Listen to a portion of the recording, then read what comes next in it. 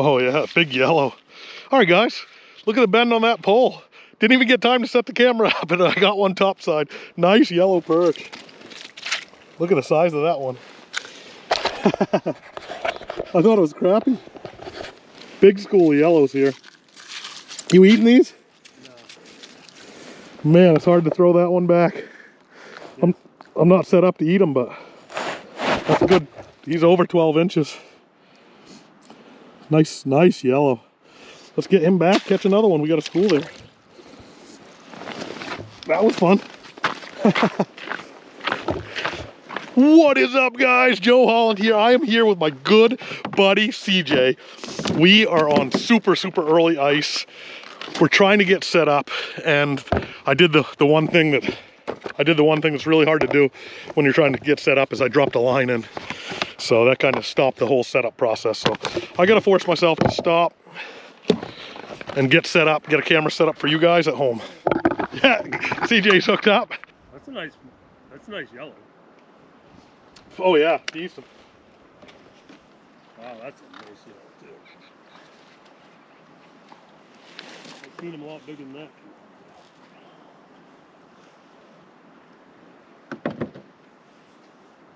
I got a feeling the crappie are gonna come in higher, but I could be wrong. Yeah, I got one that's up pretty high. Doesn't look very big.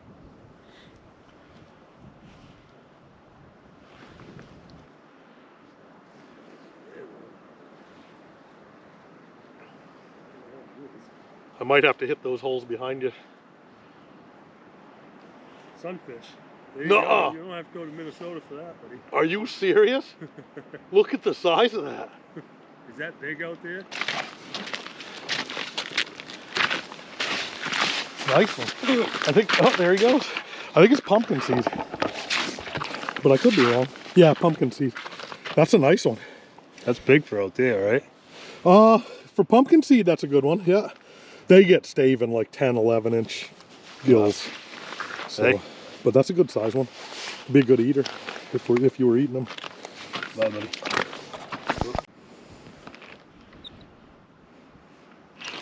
Got him.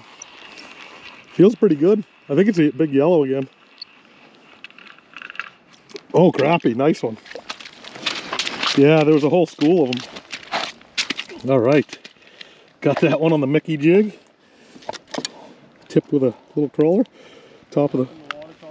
No, they were pretty low. Yeah, they just scooted out on me, but there's a nice 12 incher to start the day.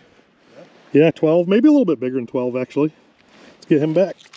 Good color in here too. There's gold in here. Yep, I like that gold. Got him. I just had a school on me. I had a really nice fish. I think it was a giant yellow. Oh yeah, there's a nice yellow there. I had an even bigger one on the camera. I mean on the...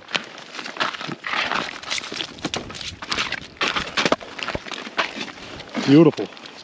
These are gorgeous yellow perch. Got that one on the Castmaster. It's like one of the greatest lures of all time. Real nice yellow there, guys. Look at the...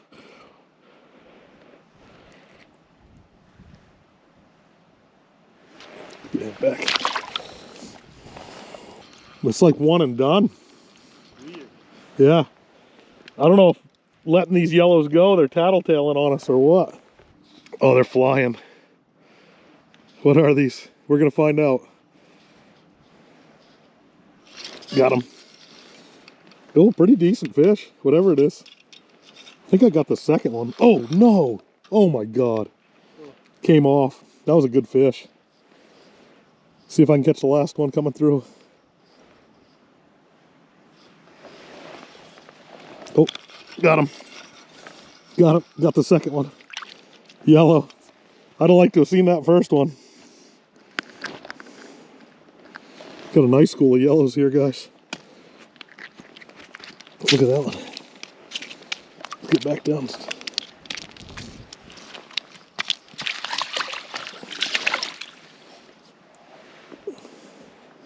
Oh, I still got some here.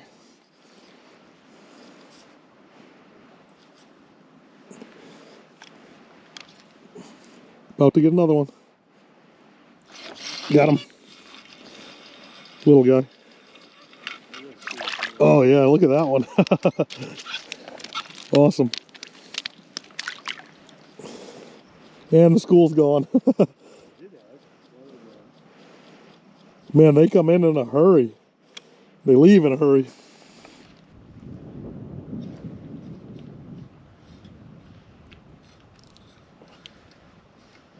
Pretty decent. All right, nice yellow. Oh, get back here. Nice yellow perch. Let's race him down.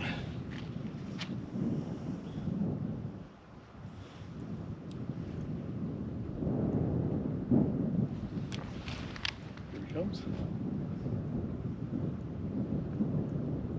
There he is. Good hit on that one.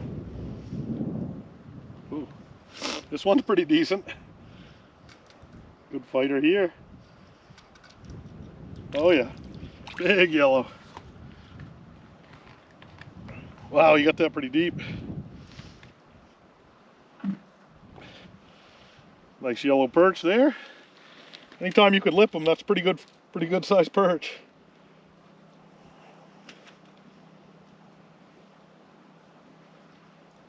Good yellow perch there, guys. Let's get him back. Yeah, I gotta come back that way. I lost everything here. That was weird.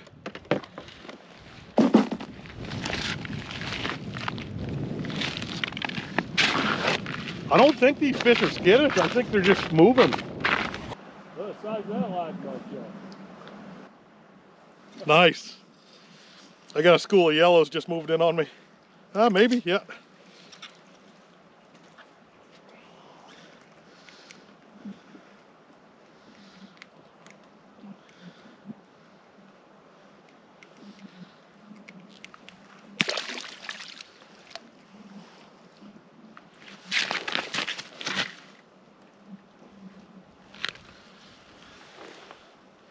I swear you can't let these guys go.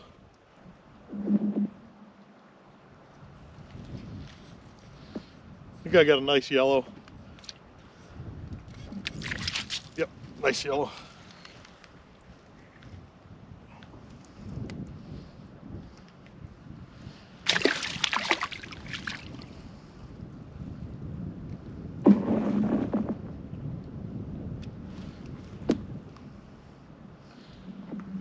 Here they come. Pretty good one here.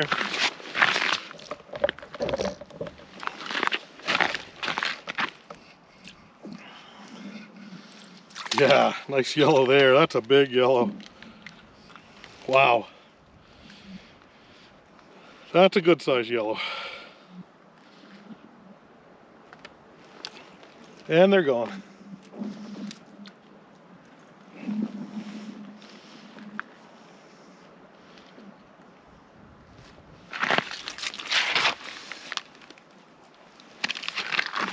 Oh, got another one.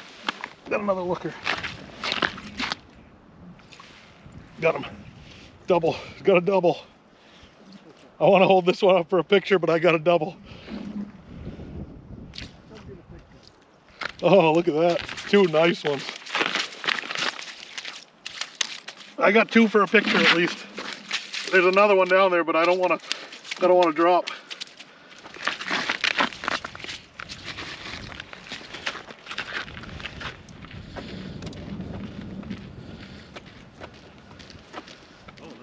Yeah.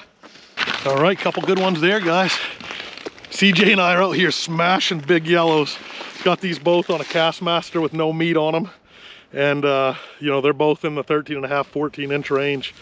We're gonna throw those back and see if we can get a couple more. It's hard to, if we were eating these, we'd probably catch more because as you let them go, they go away. They take the school with them. But this school's kind of stuck around a little bit for me. But yeah, I think it was a big bass. It might have been a crappie. It was off the bottom. Yeah. Kind of came in and scared everybody. They're moving like crazy. Yeah, they're covering a lot of water. Yeah. And it's not that we're spooking them. I think they're just moving. Because like even when you don't catch one, you just go. Yeah, I have nothing, then I'll have 4 or 5 go through, and then nothing again. But releasing them's definitely hurting us, because when you drop one down and he shoots, the whole school goes with him. Yeah. They're like in this crazy competition. I don't know if they're alewives or probably not alewives, but There's shiners in here. maybe they're chasing shiners, like baby shiners or something.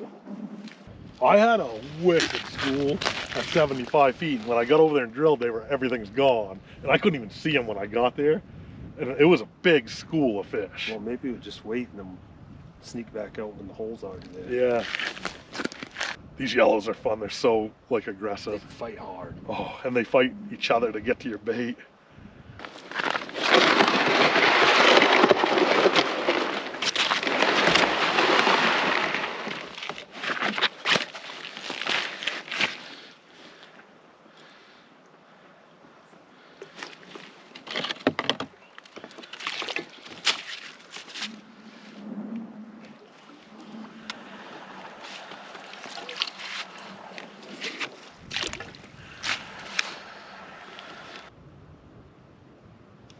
Got him. That feels pretty good.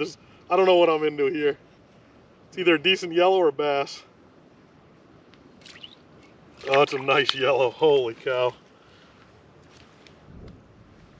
Nice yellow. Oh, wow. I don't know what that is, but it's pulling drag. That drag's probably a bass.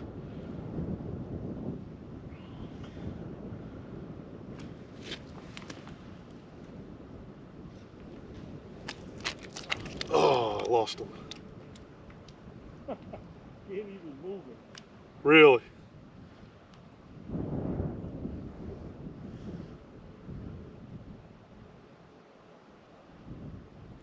I got a wicked school of yellows now.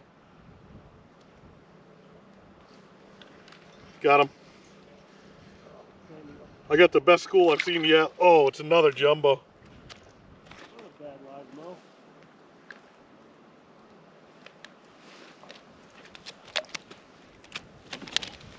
Dude, I got the school.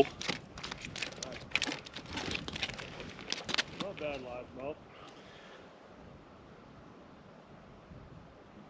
Put up a good fight. I have 40 fish on me, maybe 50. Oh, nice one. I might have 60 fish on me now. This is that school I've been looking at.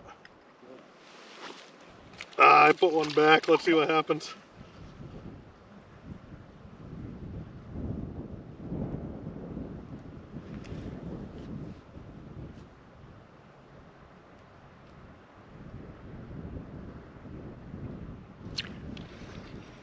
Got him. Oh, lost him. There's one left. And then there was one.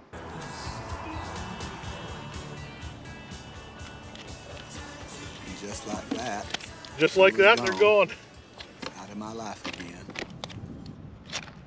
All right, guys, still whaling on these great big yellows. This is just a smash fest on the yellow perch. Putting that copper castmaster down there probably looks like a baby yellow perch, and these guys are just mowing. Good size ones right there. Get those back. This school of yellow perch, I've never seen a school never like stop. Like, they do not stop for an instant. They just come through at 100 miles an hour, and they either eat or they just keep going. They don't stop and look or anything. It's either game on or game over. They're not easy to catch. I mean, we're gonna have our game on. we're gonna be we're gonna be in good shape here if we can topside a couple more of these. But I mean, we put some big yellows on the ice today. Yeah.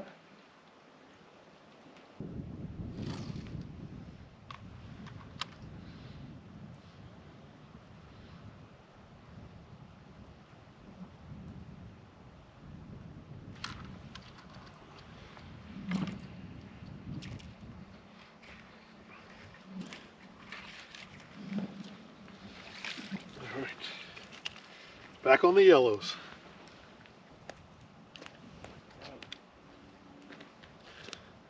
We'll try to 2 at a time. Got him. All right, that feels a little better. Yeah, it's a jumbo. Oh, he choked it.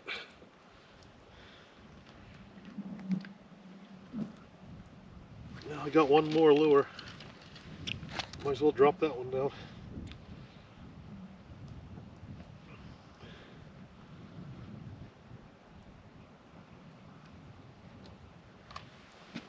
Yep, he's there.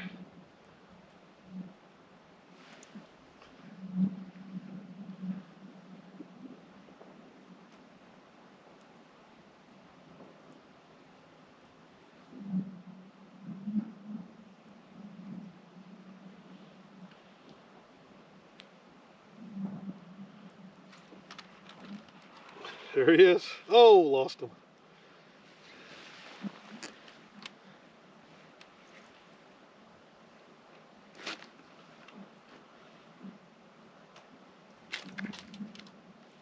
Got him. All right, I'm tripled up. All three of my lures got one on it. Nice. All right. That one ate the Mickey jig.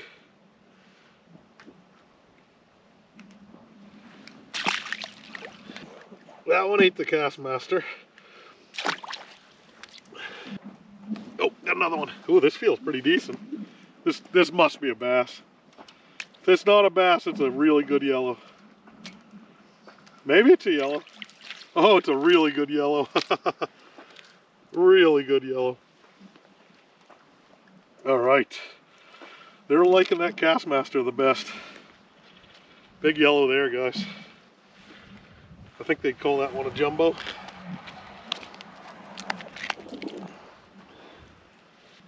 Another nice yellow there. Another jumbo. There's a good one. Good one here. Solo, so. Oh, it's a bass. It's a bass. Little largemouth. All right, time to move.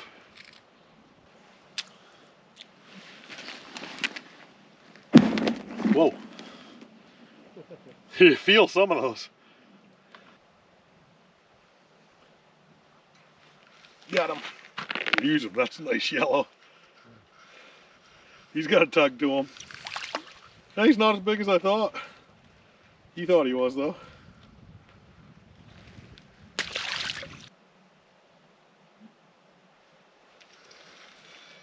Got one. Feels like a yellow. Oh yeah. Nice yellow perch. Good little yellow there.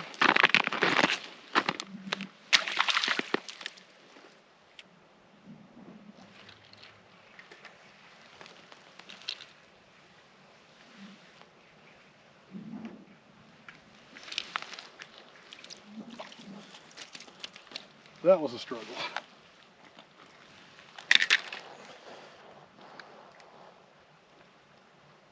When one of them inlines goes bad, it goes bad.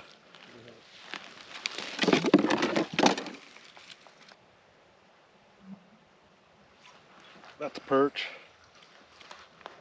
I think. Yep, nice perch.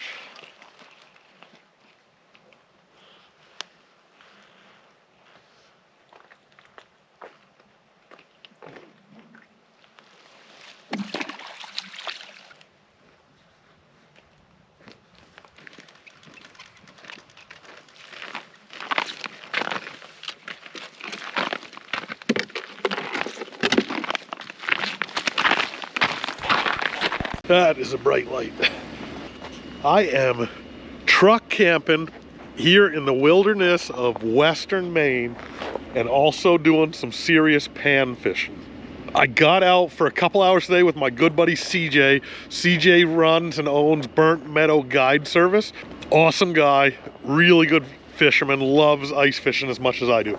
So we got out for a couple hours today. Couldn't quite get to where we wanted to get due to really rough road conditions and the weather, but we were able to get on some mega yellow perch, hammered a bunch of jumbos, had a great time, caught a couple crappie. Now I am getting set up for the night, but I'll show you my setup.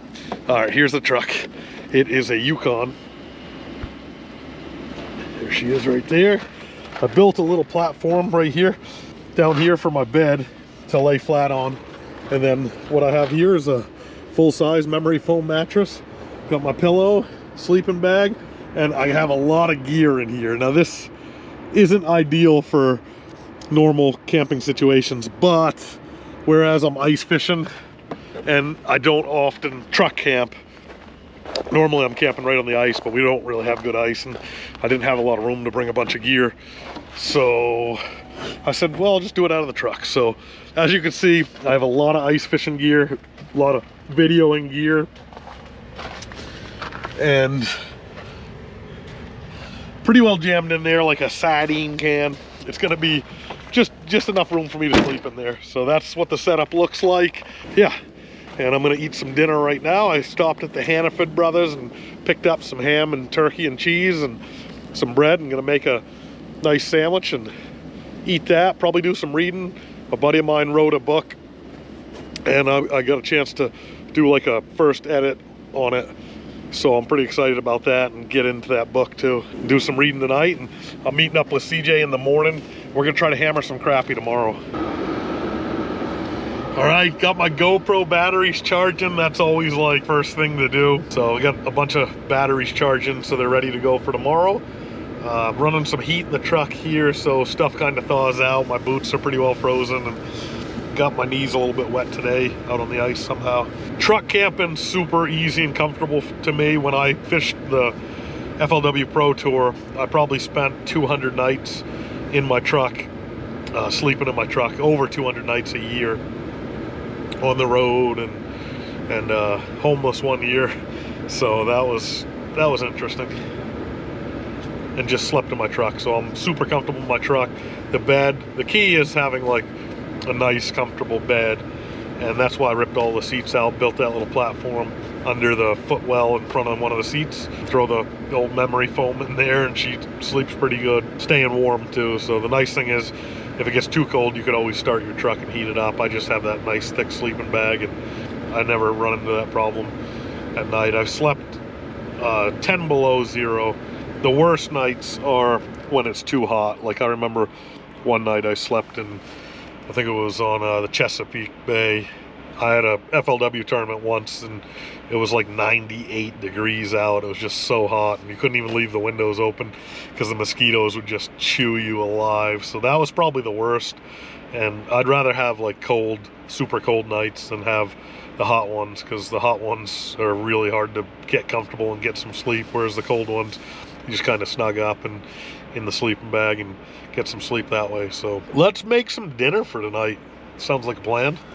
I didn't bring any cook stove. This, like I said, this trip, let's talk about like roughing it. This one's kind of roughing it, but not really, because I'm not sleeping in my tote sled or anything like that. I'm actually just here sleeping in my truck like I've done 1,000 times. But when you're passionate about something, you don't really care about the little things that might be a problem to some people, like, oh, you gotta sleep in your truck, or it's cold out, or maybe your clothes aren't dry because it's snowy or wintry conditions, or you just don't have the comforts. And when you're passionate about something and you really want to do something, the first thing you forget about are those comforts. Like, they don't matter, you know, you just do it, and you don't even think about that stuff, and there's nothing to complain about because you're doing exactly what you want to do. So that's what I'm doing here. I've only had one day on the ice in Maine so far this year because the ice has just been so sketchy. So now that I have an opportunity to get on some ice that's a little bit safer, and just to get out on the ice, I don't even care what I'm fishing for. And I just love ice fishing. I love it so much that normal at-home comforts don't matter to me at all. All that matters is that I'm out here doing this, and if I got to sleep in my truck or drive 3 hours and eat cold sandwiches and maybe drink cold coffee in the morning, who cares? It doesn't even matter to me. It's the stuff that, it's a really small price to pay to do something that I'm passionate about, I love to do, and I love to share with you guys and bring you guys some fresh content, some new videos. All right, dinner tonight, it's gonna be turkey and cheese. Looks like turkey and Swiss. That was what was on special at the Hannaford Brothers. And we're gonna put it on some rye bread.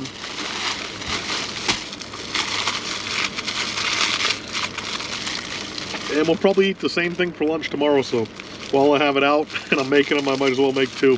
Make myself some lunch for tomorrow. We might even have it for breakfast too, so maybe I'll make 3. I think it is what I have for breakfast. I should have bought some Dunsters, but more than likely there's a half a pack of Dunsters somewhere in the truck. Alright, so we're gonna make 3 sandwiches. 1 for tonight, 1 for breakfast, and 1 for lunch tomorrow. And then tomorrow's dinner, we're gonna do something a little bit different.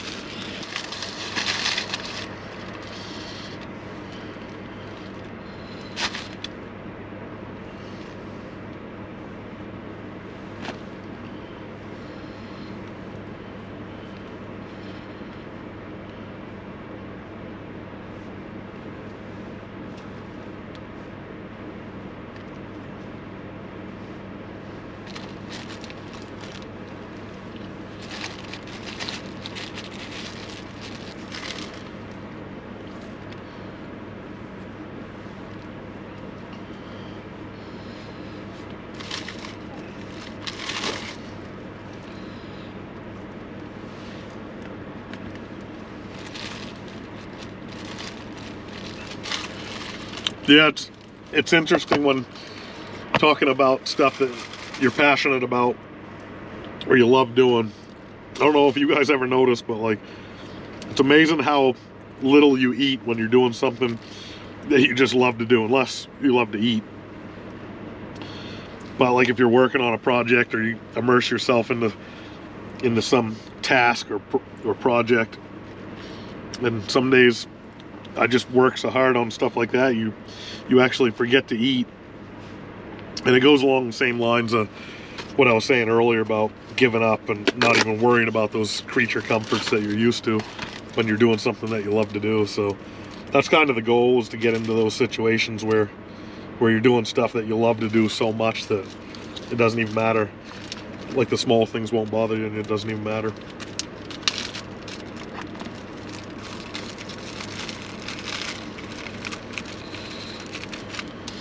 That's lunch tomorrow, breakfast tomorrow.